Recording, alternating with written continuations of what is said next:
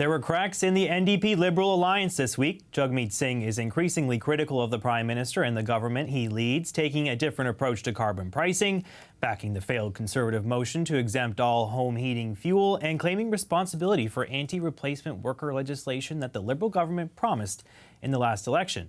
Meanwhile, Pierre Poilievre kept the carbon tax in the national spotlight while dodging questions about what exactly he'll do to fight climate change.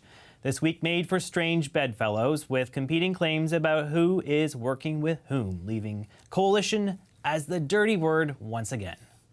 We have a costly carbon tax coalition that includes the separatists. The corporate coalition of Liberals and Conservatives may strike again. This NDP Liberal government and this Prime Minister are just not worth the cost.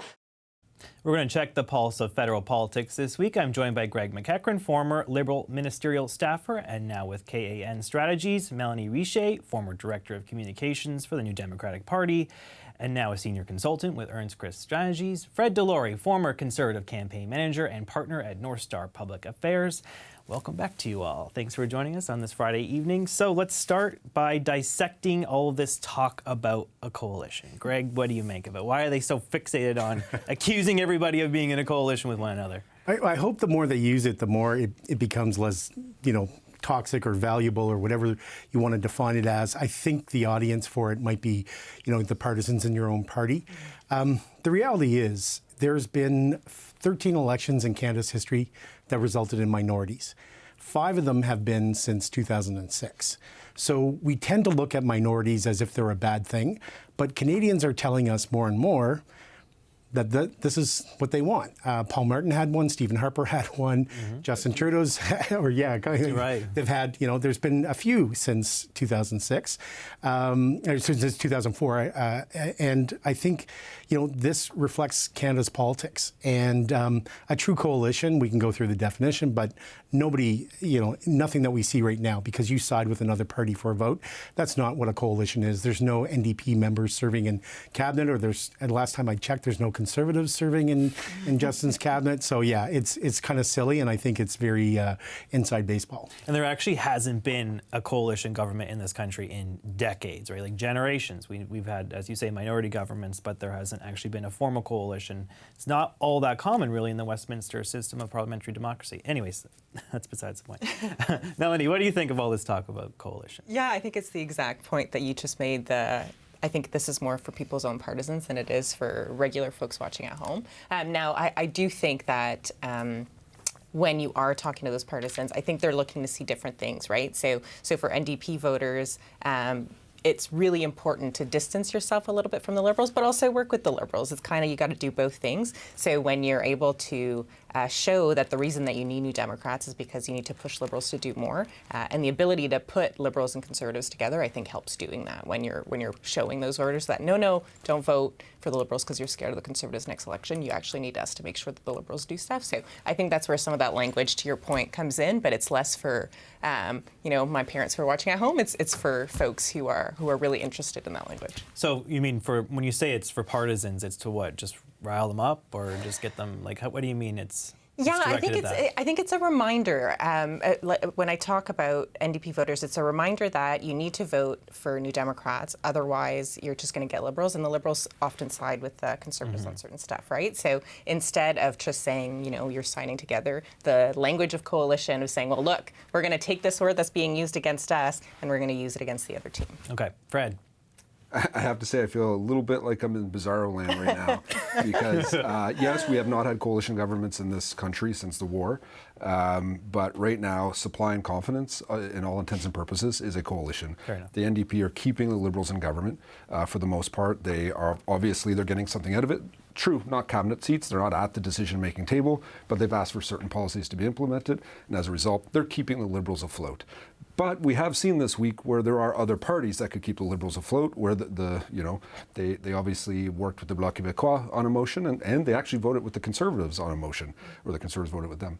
But at the end of the day, the reason why this minority parliament is lasting so long is because the NDP is allowing it to. Yeah, and I mean, they're setting the agenda to some degree too, right? I mean, some of these things the Liberals, yes, campaign for, like the anti-replacement worker legislation, it may have come up, but it might not have come up this soon. It might not have been, all the weight behind it that the government has thrown this week. It just could have just fallen by the wayside, could have been left on the cutting room floor potentially, right? It might not have been fulfilled, but with the NDP behind them, all of a sudden we have this legislation. Okay, Greg, what's your pick for the week on this Friday night? So last week when we were here, we were still talking about the price on carbon, and guess what? We're going to talk about it again. Notwithstanding, I heard James Moore on this show yesterday say this is all about, it's in Atlantic Canada only. I heard a former Liberal cabinet minister say it on CBC Radio. I saw a conservative pundit write about it in the Hill Times, and they're wrong. And I noticed that there's a letter that's gone from some premiers. I noticed it moved about an hour ago. And they are very clear in the letter. They're accurate that it's not just for Atlantic Canada. Funny how that works. And I would question anybody who needs to disguise what this announcement was about and not tell the truth. I think that's probably something you want to keep an eye on. But when the Conservative leader finally did a media availability that wasn't with one reporter in an apple orchard in British Columbia, he was pressed on his lack of a plan and what does he want to do to whether or not to meet the Paris Accords. And as I reminded my good friend Fred last week, he ran a campaign for the Conservatives last time where they did have a climate plan, and they don't have one right now. So I think that, as much as the Conservatives and maybe to a certain extent the NDP wanted this to be a Liberal issue, it's not. And then there's the NDP vote. And Mel gave us a good heads up last week that this was going to be somewhat problematic for the NDP. And I think a quarter of the caucus decided to abstain. That is not a good move. So to your earlier topic about whether or not the NDP Liberal deal is in jeopardy, at the end of the week, we did have the Labour anti-scab legislation. So perhaps it's still there. I'm known to have a beverage or two. And this week I might have seen Anne McGrath from the NDP with Katie Telford, the Chief of Staff, and Minister Freeland's new Chief of Staff, Andrew Bevan. So I think all is not lost. But my point being that you have to be really careful that when you throw something against your political opponents, that some of it doesn't splash back on you a little bit too. Fred, do you think it splashed back, or do you think it was a great week for Poilievre? No, I think it was an interesting week where I really thought last week that he set this up very well. We were going to have this motion, we're going to have this debate, but it got flipped on him in some regards where he had to vote with the Liberals on a motion that I didn't see that coming. Yeah. I didn't think that was going to happen. So it kind of puts a bit of water in our wine. So that is a bit problematic in that regard. Melanie?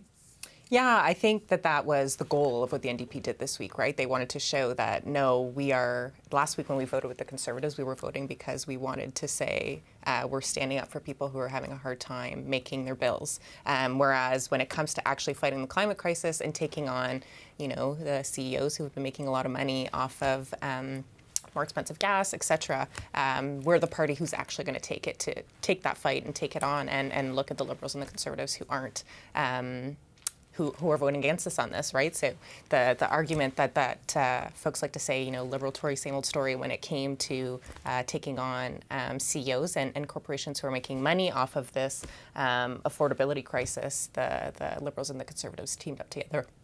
I want to ask you, Jagmeet Singh was in Edmonton today. He gave a press conference, and I don't know if he's trying out a new line or what it is, but he did say axe the tax.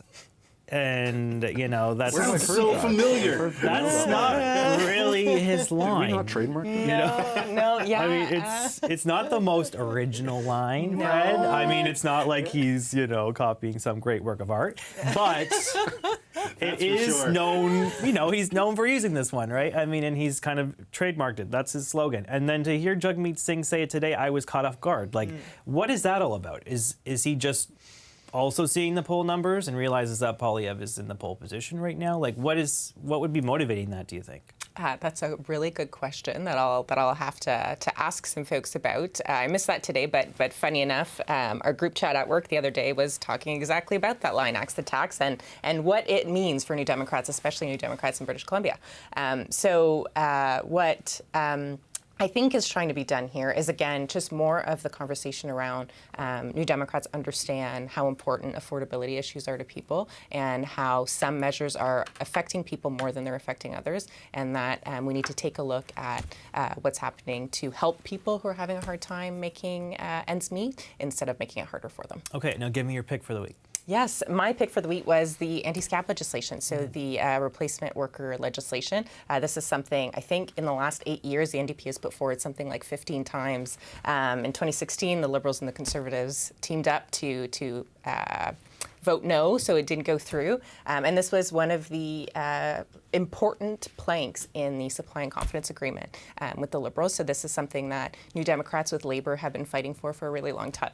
And basically what this does is it'll make it easier when workers are asking for better wages, are bargaining for better wages and better working conditions, that their employers can't just replace them with other workers in that process. So a really good day for Jagmeet today and for the NDP caucus and for Labour. That press conference with Bea Brusk and with Marty Warren and other Labour leaders was really good to see. And it was nice to see, to your point earlier, that there's still there's a reason that Jagmeet is not in a coalition government, and that's because he's not a Liberal, but it doesn't mean that they can't work together. And I think we saw that today. And the other kind of nice thing for New Democrats and perhaps Liberals on this issue is that they're going to be able to see how the Conservatives vote. And if the Conservatives don't vote with them, well, that worker vote that the Conservatives are trying to persuade over to their side, it's an argument for the NDP to just go right back to them and say, this guy's not working for you.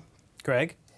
Can I just say that the announcement of this seemed to go much better than the one around the carbon pricing, and so hey, each day he's getting a little bit better. It's year 8, anytime now. But the announcement itself went much better. And to Mel's point, I think most Canadians are not super partisan, and they expect their politicians to work together. They really don't understand the inside baseball cut and thrust. So I think it was a good announcement. And again, I noticed that Seamus O'Regan was making the point that it was in the Liberals' 21 platform. Yeah, I mean, Fred, though, businesses are not happy with this. I mean, the telcos, the railways, they're saying, if there's a work stoppage, the cell networks could go down. The railways could stop running. It could have huge consequences not having replacement workers on the job. What do you make of that? Well, politically, I think this is a very interesting bill where obviously we know the Liberals, where they are, they introduced it, the NDP support it, and we're driving it. The Bloc, I assume, I don't pay much attention to the Bloc. Where are the Conservatives on this? I don't know. What are we going to come out on that? What are our positions going to be? Because, as others have said here, Mel said, we are trying to get that worker vote. There's in Ontario, Monty McNaughton, the former Minister of Labour, has done an amazing job turning the Conservative tide in terms of blue-collar workers and union workers. And Aaron O'Toole ran on this hard as well when he was leader, and Pierre Poilievre's trying to do the same. So this puts the Conservatives in a bit of a bind. What are they going to do here? Because there are issues on both sides of this, where the business side, as you mentioned. So it's going to be very interesting to see how this plays out, because I don't think they have a position yet, and they're trying to figure this out right now. And Doug Ford did well courting private sector unions, right, in the last provincial He won election. the vote on that. Give us your pick for the week, please. The biggest thing I saw this week that seemed to be formulating in front of us is the Liberals seem to have a bit of a hop in their step. They seem to be back. Not quite there yet. They're not at full levels, but they announced their campaign chairs, and I'm seeing a message formulating with them. I'm seeing the Prime Minister speak with a bit more fire in his belly that I've seen in a long time. I felt for the last year, I was like, where did they go? And I'm talking politics here. Obviously, they have the burden of governing. They have to do all this stuff. But where are they on the political side of things? Throwing punches, not just taking them the whole time. And it felt like this week, they're finally beginning to punch back, which is obviously going to set us up for a fun year politically. Greg, do you think that there's more pep in their step? I'm happy to give Fred the remainder of my time. If we had gotten to this topic last week, one of the things I wanted to point out last week was noting Sean Fraser, Seamus O'Regan, and Mark Miller, each of them pushing back in different areas. Sean on housing, Seamus last week it was on heat pumps. This week it was more on the labour issue. Mark Miller pushing back very directly against the Conservative leader. And what's interesting is that these are 3 people that there's not leadership buzz about. They're doing their jobs. And again, it's the Liberals do not always have to rely on the Prime Minister to deliver the message. So I think it's interesting that Fred has noted that this is 2 weeks in a row where they seem to be up off the mat. Okay, Melanie, what do you take away from all this? Do you think that the Liberals are in a better position than they have been? I mean, the polls suggest otherwise, but they don't necessarily reflect what happened this week, of course. But they don't seem to be doing all that great nationwide at least. Yeah, so one of the things that I think has been true for the Liberals for months now is they've had a hard time setting the narrative on anything. They're always responding to stuff, whether that be from the different political parties, whether that be just current events of things that are happening. They're always responding and not getting their narrative out there. And to your point, I think this week we saw a bit of a switch of that. I think we saw them do it last week, but it didn't succeed. It kind of got flipped on them. Whereas this week we saw them put narrative forward, a message forward, and we saw the Prime Minister also do it. I think there's an interview happening this weekend where he says, I'm asking for a fourth mandate, where I don't know if I've heard him say that clearly. So is it... are they in a new direction? Are they going down a new path? I think it's way too soon to tell. But it seemed this week that finally they were able to flip the narrative a little bit and be more proactive instead of reactive. Yeah, and he's actually walking in the snow. Yes. During that interview with Nouveau, this French language television network. He is literally in the snow. It's not leap year and it's not February, so I think we're good. I mean, we all know, right, what happened the last time a Trudeau took a walk in the snow. But he was insisting, interestingly enough, that he really does want to stick around. And he was emphatic about it, too. It wasn't just like, I think I'm going to stay. Like, it's like, no, I will be there. Yeah. I will fight this election in 2 years. Think how more interesting a debate is going to be with Trudeau and Poliver. Yeah.